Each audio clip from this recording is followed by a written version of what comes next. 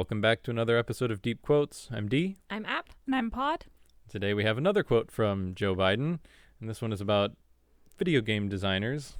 And quote, "One of the little creeps sitting around that table who told me he was an artist because he was able to come up with games to teach you how to kill people." So that's, I guess, a summation of some of the thoughts of Biden on video games. Mm-hmm. Initial thoughts. Well, one word kind of jumps out here, creeps. I guess we should probably talk about that first. Yeah, that's a good place to start. Yeah, just referring to game developers or people working in a game company as creeps. Is that reasonable? I mean, given the fact that a lot of the fairly nerdy types and the stereotypical neckbeard, yeah, I could see them being referred to as a creep. But was that necessarily who he was talking about? Like, you cut out a part of the quote about like him being a multi-millionaire, possibly billionaire. It's probably not just the person doing the coding. Is probably also referring to CEOs. Yeah. Yeah. Sure. And particularly at the time of this recording, there's a lot of political hubbub about the ethics of loot boxes and how that compares to gambling and large companies making money off of teaching kids how to gamble in games. Mm-hmm. Yeah, but I was just pointing out, in terms of like when you think of someone who's a neckbeard, who's a computer programmer, like maybe they could look creepy, but your CEO is probably going to be a fairly polished individual. Mm-hmm. They're not going to be a creep. They may be extorting people, but that doesn't necessarily make them a creep. Right. They're in it for the business. Yeah, they're making money off of the backs of small children who steal their parents' credit cards, but that's not really creepish behavior. That's just being capitalist. Sure, an extortionist capitalist. They are more of a snake than a creep, although I guess snakes can be creepy. So I think to that regard, saying creep is, while it's a little more aggressive than he maybe needs to be, it's not completely unfair. Yeah, I think that sort of the problem that I have with the use of the word here is that by calling someone a creep, you are inherently saying that their opinion does not matter, that their point of view does not matter, and that they are just some thing. It's demeaning. Yeah. Right. Which I think we should also take into account some of the things that Biden has done and is known for, of walking behind kids, rubbing their hair, rubbing their shoulders, sniffing their hair, being very, very creepy himself. So using creeps to describe millionaires because of their tactics around kids, he himself is a millionaire who acts really creepily directly with kids. Mm-hmm. Mm-hmm. So I think that just referring to them as creeps is very, very hypocritical. Oh, yeah. But that's only the first half of this. The other half being, oh, you're not really an artist. Effectively saying you're not an artist, and all you do is teach people how to kill people. Which that in and of itself is pretty crazy. There are some video games out there that are much more art than a lot of other cases, just because they put a lot of time into the graphics, and you're not necessarily killing people in all video games. Yeah, and even the ones where you're not necessarily, like, people is not always the right word, right? Like, Right, it could be monsters. yeah, there's monsters where it's your first person and it's humans against aliens or humans against demons or But whatever. even so, you're teaching people how to kill. And if you're someone like Biden, who's very anti-gun, you don't want anything involving killing in any regard, even if it's not particularly against people.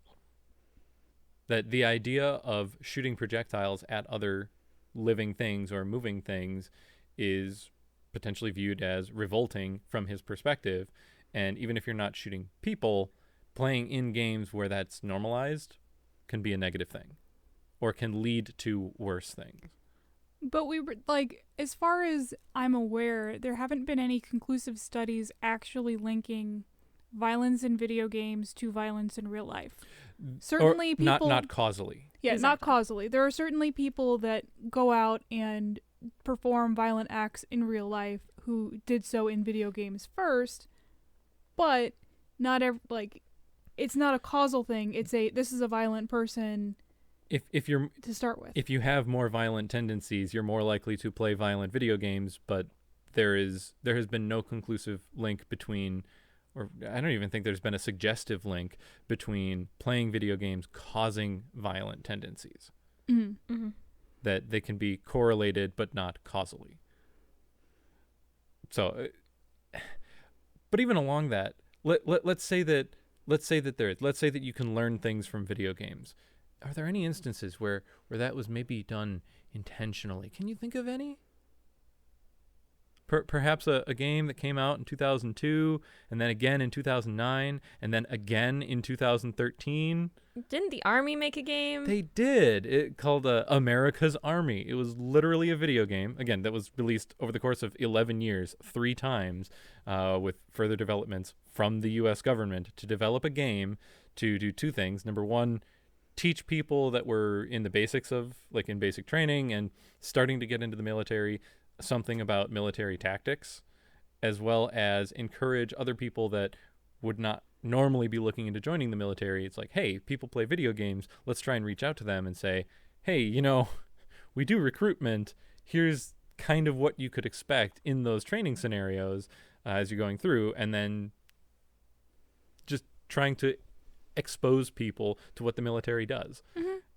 And that was viewed as a positive thing from the government, keeping in mind, by the way, that Biden was vice president in 2009 and 2013. So that was 2 times when the U.S. government released a video game specifically about killing people, endorsing it for the sake of joining the army. Because guess what? The U.S. government has a military, and they teach people how to kill people.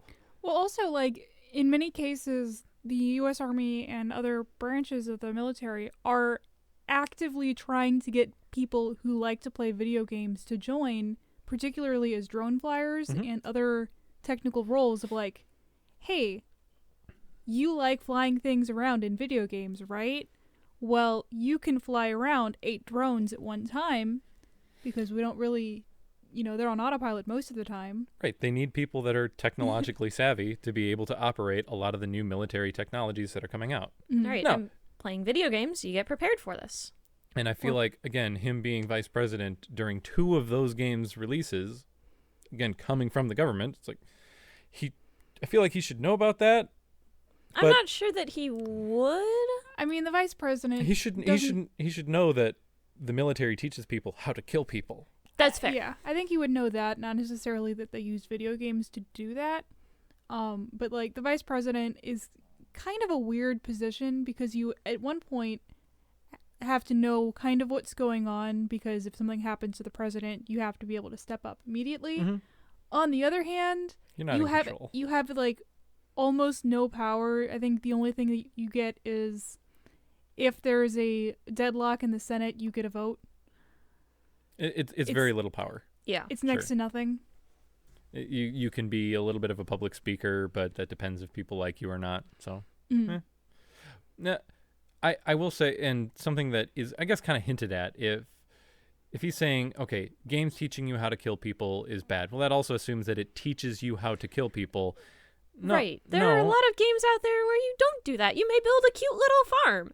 Mm-hmm. Exactly. So he's generalizing here, saying that all games teach you how to kill people, but I don't think he's explicitly trying to generalize to that degree.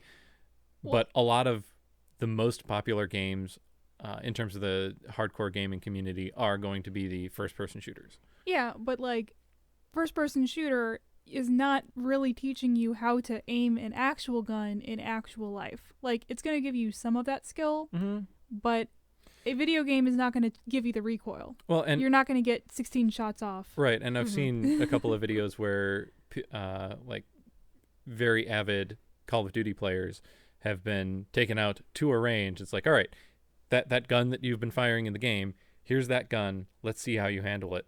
And they're absolutely awful at it.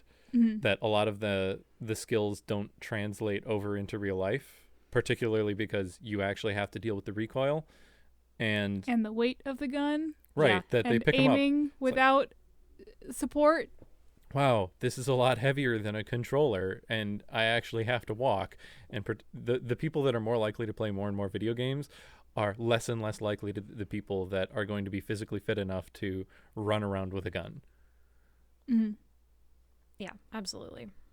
You don't see a lot of gamers in the gym. Absolutely. Now, along with this, there's, I guess, kind of an insinuation that he doesn't want the average citizen to know how to kill people. I think he's very well aware that the military does kill people and that they are trained specifically for that. So saying normal people should not have that ability or shouldn't know how to do that and shouldn't be exposed to it in any way, but the military should, is basically saying that it's okay for the military to kill people, but no one else. Well, it's also like trying to hide the ability to kill people is kind of silly because there are a lot of ways to kill people accidentally that we have to tell our kids not to do. Right. Right. You're more likely to fall down and hit your head because you slipped on some ice, hit the concrete hard, than to actually die with a gun. Yeah. Or like you teach kids, like, please don't mix chlorine and ammonia. That's a common one. Yep. And it's like, well, why not? Well, you could die. Please, no one listening to this podcast, try to recreate that because you'll probably kill yourself faster than anyone else, and it's not going to be a very pretty death. And those are cleaning supplies that you can readily get your hands on. It's like you need to be. There are other ways that people can die that games could teach you. And as a good example, racing games. That's teaching you how to drive dangerously in a car. And the number of people killed by car accidents is orders of magnitude more than people that die from gun violence. But like, the counter to that, I haven't really seen that much in the world of drag racing in the modern age versus like in the 70s. Right. That was in every movie that you would see, and like talking to parents, like that was a thing you did regularly. Now you can divert that urge to drive your sports car off a cliff into a video game where it's okay. Or your character may die and you'll be fine. Or if you still want to race in real life, there are tracks available for that. It's a lot more common now than it used to be. If you really end up wanting to do that. But to it, let's say, for the sake of his argument, that there is a person that actually has those tendencies of wanting to say, man, I have an itch to shoot some things. Is having video games that permit him to do that, does that make it worse? Not necessarily. Why? I could definitely see it as you play the video game, you get that urge out in a safe way because you're not really hurting anybody. It's just pixels on a screen. And then you may be less likely to do something in real life where you actually hurt somebody. The idea that if you have a different outlet for particular feelings or anger, then you're less likely to act out in reality if you can act out in virtual reality or in a video game. And like you see the same thing with just like having any kind of outlet, right?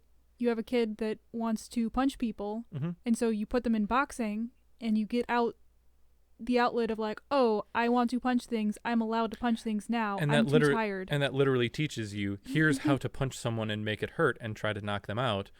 But you get out all of that extra aggression in the ring where you're supposed to and where it's in a controlled environment as opposed to just letting it escape out on its own. So arguably, even though it does teach you how to do the thing, if it's a causal reason that you look to video games to learn how to do things or let out some of that aggression, it will quell that aggression so that you no longer feel it, or at least to the same degree, and and it makes you less likely to actually act out on it, even though it's teaching you how to do the thing.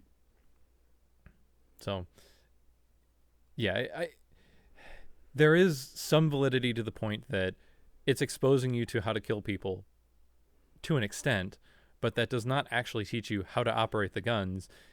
In particular, in most games, pull trigger to fire, press X to reload, something along those lines. That is not everything you need to know about a gun, which it's been entertaining as VR becomes more prevalent, seeing people handle guns in VR where they actually add the functionality of, all right, you have a gun. You have to load in a magazine. You have to actually slot it in properly. You have to rack around, figure out how to do that, figure out how to disable the safety, and then start aiming with the gun. And that confuses a lot of people the first time they play, because all they've played is things like first-person shooters where it's 2 buttons for the controls, as opposed to, wait, how do I actually even load this firearm? Let alone, hey, so you know how there's different calibers of firearms? Yeah, you can't just pick up a magazine and it will be loaded. No, that's not how firearms work. So most of them don't teach you even the basics of how a firearm works. It's point and shoot. That's the only thing it really teaches you. I think what he's trying to get at here is more of the normalization of killing people, under the premise that killing people is always wrong.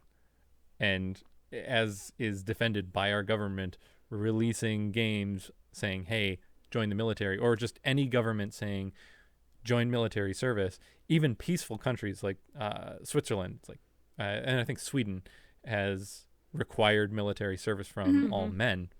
No, it's for everybody. Was it for everyone?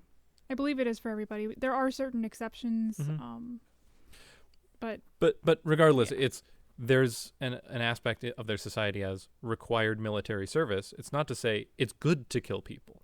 It's saying here's how to speak softly and carry a big stick. Here's the big stick portion of that, and knowing how to operate those but still speak softly and not act on it, and quelling any desire to actually act on it, ends up making you a better person, because being powerful and capable of being powerful and not acting on it means that you can better protect the people that aren't as powerful. You can protect the weak.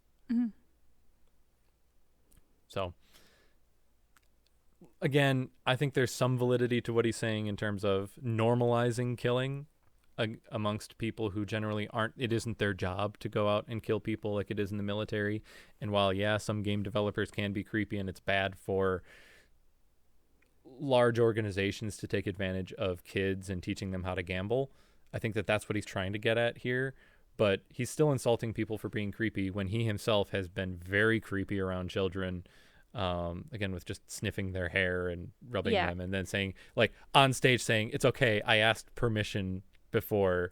It's like, are you implying that the kid gave no if you're saying that kids can't consent, asking him permission to sniff his hair, no, doesn't work. Right. So there's some goods and bads to this quote. Yeah, I definitely think that it could have been stated a whole lot better. Yeah, it seemed much more like a personal attack on game developers. Yeah. So, anything else? Nope. All right, I think we'll call it. Thanks for listening, everyone. We'll see you guys next time.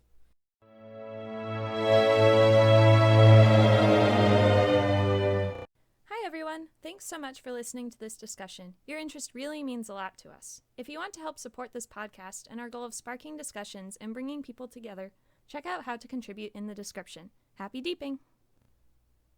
The content of this podcast does not reflect the views and opinions held by anyone involved. We will frequently be playing the devil's advocate strictly for the purpose of exploration of ideas and not as an endorsement of any subsequent action. We condemn all acts of violence other than those of self-defense against physical harm.